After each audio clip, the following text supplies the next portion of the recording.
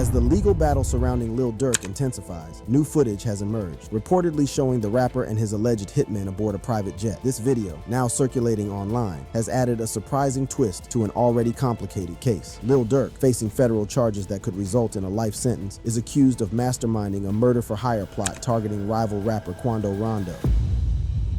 Lil Durk and his hitmen tried to escape. Rapper Lil Durk, a key figure in the modern hip-hop scene, has been thrust into the spotlight for all the wrong reasons. Arrested on federal murder-for-hire charges, the artist allegedly masterminded a plot targeting rapper Quando Rondo as retaliation for the 2020 murder of his friend and collaborator, King Von. The murder-for-hire allegations stem from events that occurred 2 years after King Von's tragic death, which many believe Quando Rondo had ties to. According to an affidavit filed in federal court by FBI agent Sarah Corcoran, Lil Durk placed a bounty on Quando Rondo's life. The evidence included unnamed witness testimony and records showing flight tickets purchased using credit cards linked to Lil Durk and his Only the Family OTF collective. The affidavit painted a chilling picture of premeditated revenge, with the rapper allegedly mobilizing resources within OTF to plan and execute the scheme. Authorities assert that the 2022 plot was a direct response to the pain and loss Lil Durk endured after King Von's death, a tragedy that remains a significant chapter in his life and career. Before his arrest, Lil Durk reportedly tried to flee the United States. Federal prosecutors detailed his elaborate efforts to outmaneuver investigators, claiming he booked multiple flights to confuse authorities. 2 commercial one-way tickets to Dubai and Switzerland were purchased but never used. A third attempt involved a private jet bound for Italy, but FBI agents detained him at Miami's Opa-locka Executive Airport just an hour before the jet was scheduled to take off. Federal sources described the moves as calculated and aimed at evading federal jurisdiction. However, not everyone agrees with this narrative. Bradford Cohen, an attorney who has represented Kodak Black, questioned the validity of these claims. He suggested that the flights may have been booked as precautionary measures to check for warrants rather than a genuine attempt to flee. Cohen also argued that fleeing to Switzerland or Italy, both of which have robust extradition agreements with the US, would not be a logical choice for someone attempting to evade prosecution. The drama extended beyond Lil Durk himself. On October 24th, 5 men associated with OTF were arrested in Chicago in connection with the alleged murder-for-hire plot. The arrested individuals, identified as Kavon London Grant, 28, known as Cuz or Vonnie, DeAndre Dontrell Wilson, 33, known as Didi, Keith Jones, 33, known as Flacca,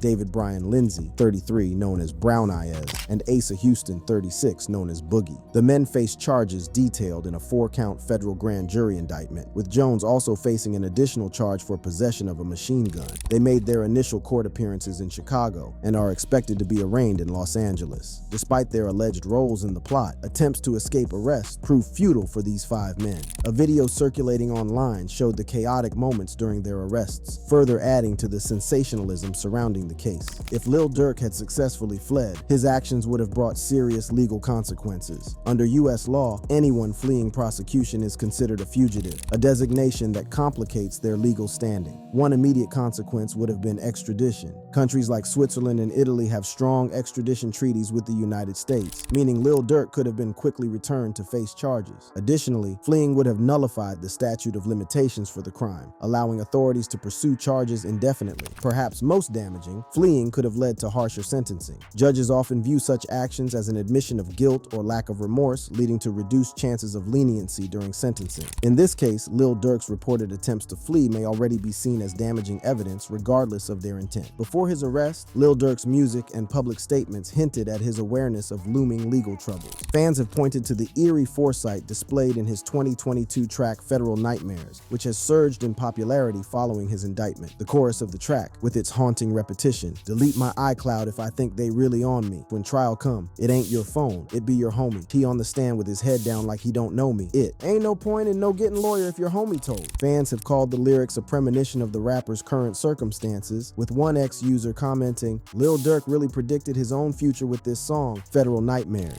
The lyrics have sparked debate about whether Durk's art mirrors his life too closely and whether his music inadvertently foreshadowed his downfall. Just weeks before his arrest, Lil Durk announced a significant milestone. His criminal record had been wiped clean. On September 22nd, the rapper took to X, formerly Twitter, to share his joy over the expungement of his record, describing it as a second chance at life. "Everybody should get second chances at life. It's about what you do with it. Alhamdulillah. My background wiped and clean of all cases. I ain't a felon anymore." more, he wrote, adding a heartfelt thanks to those who supported him. Durk's journey through the criminal justice system has been long and fraught with challenges. His legal troubles date back to 2011, when he served 3 months for a weapons charge. In 2013, he was arrested again for unlawful use of a weapon by a felon, leading to an 18-month probation sentence. These experiences shaped his music and public persona as an artist striving to rise above his past. His announcement about clearing his record marked a turning point, reflecting his desire to leave his troubled history behind. However, the timing of his indictment for the alleged murder-for-hire scheme has cast a shadow over these efforts, making it appear as though his second chance was short-lived. Meanwhile, the case against Lil Durk is further complicated by allegations of witness intimidation. According to the affidavit, witnesses tied to the investigation as well as their families have faced threats. Federal prosecutors chose to keep the identities of these witnesses confidential, citing serious safety concerns. Such allegations suggest an effort to obstruct justice, which could lead to additional charges. Witness tampering is a federal crime with severe penalties, and the involvement of threats only amplifies the seriousness of these claims. As Lil Durk and his associates await trial, the legal road ahead is daunting. The evidence outlined in the affidavit, including financial records, flight bookings, and witness testimony, presents a strong case for federal prosecutors. The trial Lil Durk and his Hitmen face.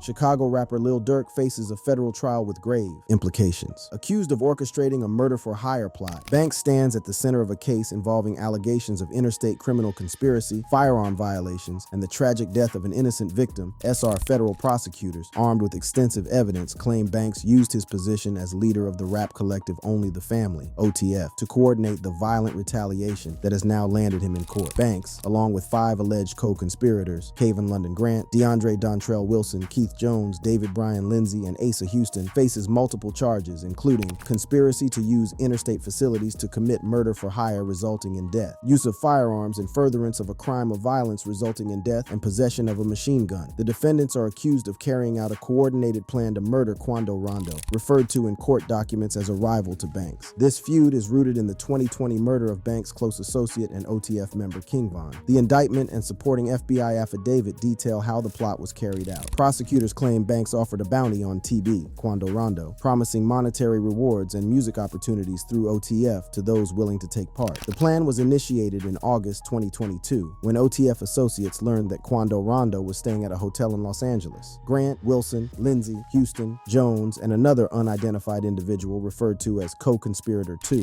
traveled from Chicago to California on flights purchased using an OTF credit card. Grant allegedly rented a hotel room in Los Angeles for the group, procured vehicles, and purchased ski masks to conceal their identities during the operation. Surveillance footage captured their movements as they followed Quando Rondo across Los Angeles using 2 vehicles, a white BMW and a white Infiniti with a fake license plate. On August 19, 2022, the conspirators tracked Quando Rondo to a gas station near the Beverly Center. 3 gunmen exited the Infiniti and opened fire on Quando Rondo's vehicle. Instead of hitting their intended target, they struck and killed Lul Pab, Quando Rondo's family member, who was standing nearby. 18 shell casings were recovered from the scene. Surveillance footage showed the gunmen fleeing the area in the Infiniti. The BMW, believed to have been used to scout the area, departed shortly before the shooting. Later that day, the defendants regrouped at a hamburger restaurant in Los Angeles to discuss payment for the attack. Flights were then arranged for the group to return to Chicago, again using an OTF-linked credit card. Prosecutors alleged that Wilson facilitated payments to Jones and Lindsay for their role in the shooting. Banks' involvement as the alleged mastermind of the plot forms the crux of the case. Court documents describe him as the leader of OTF, an organization that, while publicly positioned as a music collective, allegedly operates as a criminal enterprise. According to the FBI, OTF associates engage in violence, including murder, under Banks' direction to maintain status and control within the group. Evidence tying Banks to the plot includes financial records showing that flights and hotel bookings for the conspirators were paid for using OTF funds, text messages from Banks advising his associates not to use names linked to him when booking flights, surveillance footage and witness statements placing Banks in California at the time of the murder. In October 2024, federal agents executed search warrants in Chicago, apprehending Grant, Wilson, Lindsay, Jones, and Houston. Banks, however, was not among the initial arrests. Investigators later discovered that he had booked 3 international flights, a one-way ticket to Dubai, a one-way ticket to Switzerland, and a private jet to Italy. Banks was intercepted at Miami's Opa-locka Executive Airport just hours before his private jet was scheduled to depart. Prosecutors argue this was a calculated attempt attempt to flee jurisdiction, while his defense team maintains that the bookings were precautionary measures to check for active warrants. The government's case is built on a substantial body of evidence, including financial transactions. The use of OTF credit cards to pay for flights, hotels, and other logistics ties the defendants to the plot. Surveillance footage. Videos capture the conspirators trailing Quando Rondo's vehicle across Los Angeles and fleeing the scene of the shooting. Communications. Text messages between Banks and his associates provide evidence of coordination, with Banks reportedly advising on how to avoid detection. Witness testimonies. Although identities are withheld for safety reasons, multiple witnesses have corroborated details of the conspiracy. If convicted, Banks and his co-defendants face life imprisonment. For Banks, the case is not just a legal battle, but a personal and professional reckoning. Known for his resilience and ability to channel personal struggles into his music, he recently celebrated having his criminal record expunged, a milestone he called a second chance at life. However, the weight of these charges threatens to overshadow that narrative. The trial will also test the durability of Banks' public persona. His lyrics often reflect the realities of his upbringing, blurring the lines between art and lived experience. Tracks like Federal Nightmares, with lyrics that eerily mirror his current legal troubles, have sparked debate about whether he foresaw his predicament or inadvertently admitted to his actions. This trial raises broader questions about the intersection of fame, loyalty, and criminality in the hip-hop industry. While OTF has been celebrated as a vehicle for artistic expression, the allegations suggest a darker side to its operations. The case also highlights the challenges faced by artists like Banks, who navigate the pressures of their past while building a public career. For fans and critics alike, the trial is a pivotal moment. It will determine whether Banks can maintain his position as a leading figure in rap, or if his legacy will be defined by the allegations against him. Meanwhile, the plot thickens as whispers emerge of a potential betrayal within Lil Durk's inner circle. Speculation is rife that a member of OTF, possibly someone long trusted, has turned informant and provided critical evidence to federal authorities. Fans believe this alleged act of disloyalty may have been the catalyst for the intensified surveillance on Durk, ultimately leading to his arrest during his attempted flight. Ironically, the loyalty Durk once championed might be the very thing that has unraveled his defense.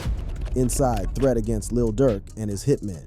The recent indictment of Chicago rapper Lil Durk and his hitmen has captivated fans and the hip-hop community alike, not just for its severity, but for the alleged betrayal lurking within his circle. The revelation that an informant, believed to be a trusted member of Lil Durk's Only the Family, OTF collective, cooperated with federal authorities for years, has added a layer of intrigue to the already high-profile case. The informant, widely speculated to be OTF Jam, reportedly gathered incriminating evidence against Lil Durk, directly linking him to a murder-for-hire plot targeting fellow rapper Quando Rondo, whose real name is Tiquion Terrell Bowman. This betrayal has drawn significant attention and sparked heated discussions within the hip-hop community, especially given the tight-knit reputation of OTF. Though fans were surprised by the allegations of betrayal, Lil Durk himself appeared to anticipate trouble. His music has long hinted at themes of distrust and betrayal, and his recent actions further underscore his wariness. Before his arrest, Lil Durk attempted to flee, booking multiple international flights, including one to Dubai and another to Switzerland. His decision to make these arrangements suggests he may have suspected someone close to him was cooperating with authorities. Rapper 50 Cent, no stranger to navigating dangerous entourages during his career, recently revealed advice he gave to Lil Durk about his crew. In an October 29th interview with The Breakfast Club, 50 Cent recounted their collaboration on the theme song for Power Book 4, Force, set in Chicago. "I was like, yo, this is them? Just watch them." His crew, 50 Cent said, referring to the people around Durk. The veteran rapper shared how Lil Durk confided in him about a troubling incident in which someone mysteriously discovered his home address, despite his efforts to keep it private. When you said that to Durk, what was his response to you? He said, "You know what?" He said, "Somebody just came in my house. How do they know exactly what the address is? I don't give my address to nobody." 50 Cent compared Durk's situation to his own past challenges with entourages, humorously adding, "Where were you at on Thursday at 3 o'clock? If you got pulled over and you're not in jail, why are you not in jail?" His comments reflect the inherent risks of trusting the wrong people in such high-stakes environments. The indictment documents do not explicitly name the informant, but widespread speculation points to OTF Jam. Jam, a longtime OTF member, was released from prison in 2022 after serving 12 years for attempted murder. Reports suggest that shortly after his release, Jam began wearing a wire and cooperating with federal authorities, gathering evidence about Lil Durk and OTF's alleged criminal activities. The information Jam provided reportedly includes planning and financial arrangements. Jam revealed how OTF credit cards were used to book flights and arrange logistics for co-conspirators traveling from Chicago to California. The indictment also cites a message from Durk instructing his associates to avoid booking flights under identifiable names, tracking tracking movements. Jam provided details about how OTF associates tracked Quando Rondo's movements in Los Angeles. Overt acts. Jam's cooperation reportedly outlined key actions such as the purchase of ski masks, rental of vehicles, and acquisition of firearms, including a fully automatic weapon. This information proved instrumental in building a strong case against Lil Durk and his alleged co-conspirators. The alleged betrayal by Jam has sent shockwaves through the hip-hop community. Discussions on social media and interviews with notable figures have highlighted the complexities of loyalty and survival in such an environment. Chicago rapper King Yella claimed he heard Jam implicate Lil Durk in the murder of Quando Rondo's cousin, Lil Pab, as part of the broader retaliation for King Von's death. But I heard somebody named OTF Jam, they said they've been calling him a rat. And basically he said, okay, I'm a rat. Well, watch this. Watch this. That's all this information that I know. Rat this, I'm gonna tell this, I'm gonna tell that. On October 28th, a video posted on X featured a conversation between Trench's News and DJ Academics, where Trench's alleged that Jam's cooperation began after Lil Durk ignored calls for legal assistance from Jam's family. Trench's explained the fragile dynamics of loyalty in these circumstances. If you participate in a crime, you gotta feed the killers, man. You gotta feed them all. This commentary sheds light on how financial or emotional grievances can lead to fractures within such organizations. Amid these revelations, a 2023 interview with OTF Jam has resurfaced, offering a glimpse into his relationship with Lil Durk before the fallout. Speaking with DJ Jerry, Jam reminisced about the early days of their friendship. That was brought back before the fame and the money, he said, describing how Durk's music motivated him during his 12-year prison sentence. However, this nostalgic portrayal contrasts sharply with recent allegations. While Jam did not address his cooperation with authorities in the interview, his reflections highlight the complex personal dynamics that often intertwine with criminal accusations. OTF, formed by Lil Durk in 2010, rose to prominence as a key player in Chicago's drill music scene. Originally affiliated with French Montana's Coke Boys label, OTF later became independent and built a reputation for its gritty, street-inspired music. However, prosecutors now describe OTF as a hybrid organization that blurred the lines between music and alleged criminal activity. They claim the group operated as both a rap collective and a gang, engaging in violence and other illegal acts to maintain its influence. Lil Durk's case is not just about his potential legal fate, it's a story about loyalty, betrayal, and the precarious balance of power within organizations like OTF. The allegations against Jam reveal how internal dynamics can unravel even the most seemingly solid alliances. As the trial unfolds, it will undoubtedly become a defining moment for both Lil Durk and the hip-hop community. For now, the rapper's fate hangs in the balance, with the shadow of betrayal looming large over his legacy. What the future holds for Lil Durk and his Hitmen.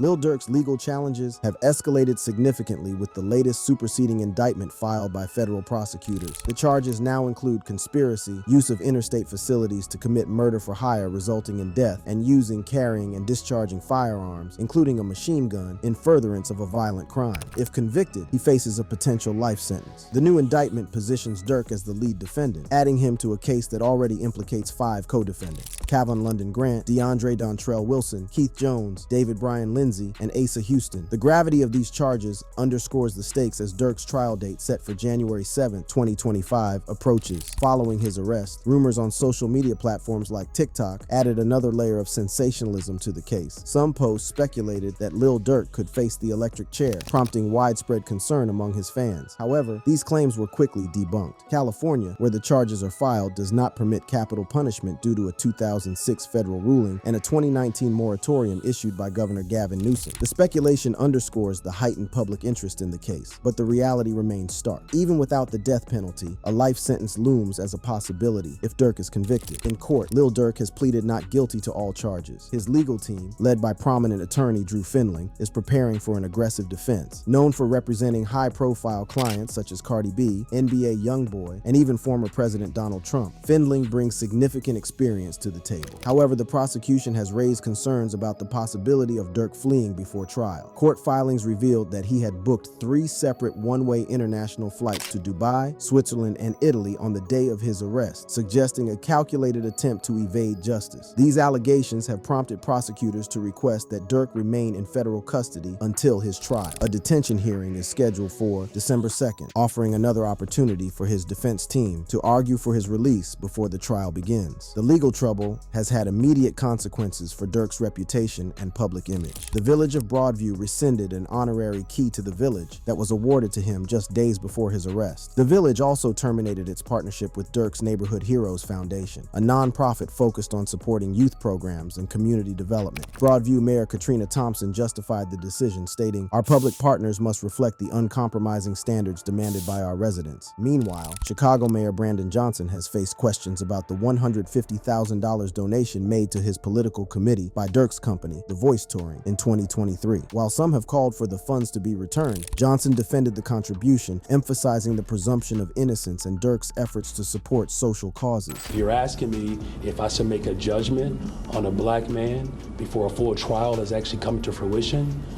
I hope you do understand why it is not my position to determine the outcome of someone's life. Durk's upcoming album, Deep Thoughts, was set to release on November 22nd, but his arrest has overshadowed its rollout. The album, which fans had eagerly anticipated, is now delayed, creating uncertainty about its future. This development is particularly disappointing for fans who had seen Durk's music as a reflection of his journey toward redemption. His hit song, All My Life, which includes lyrics about sitting with politicians and striving to change his image, marked a turning point in his career. The current charges, however, risk undoing much of that progress. Durk's philanthropic work, particularly through the Neighborhood Heroes Foundation, has been a cornerstone of his public image. He has hosted financial literacy events, supported youth programs, and collaborated with local leaders to create opportunities in underserved communities. The foundation's partnerships and projects, including events attended by Chicago officials such as former Mayor Lori Lightfoot and Cook County State's Attorney Kim Foxx, showcased a new socially conscious side of the rapper. However, the arrest and subsequent fallout threatened to overshadow these accomplishments. The decision by Broadview officials to sever ties with the foundation reflects the growing skepticism surrounding Durk's commitments amid the allegations. Lil Durk's future now hinges on the outcome of his January trial. If convicted, he could spend the rest of his life in prison, bringing an abrupt end to a career that has influenced Chicago's drill music scene and the global hip-hop industry. Even if acquitted, rebuilding his reputation will be a monumental challenge. The canceled partnerships, delayed album, and public scrutiny have already caused significant damage, and regaining trust from fans and collaborators will require more than just time. For now, the rapper remains in federal custody, awaiting his day in court. His story, one of talent, resilience, and controversy, has reached a critical juncture, leaving fans and the hip-hop community to wonder what lies ahead for Lil Durk and his embattled legacy. For more content like this, click on the videos showing on your screen now.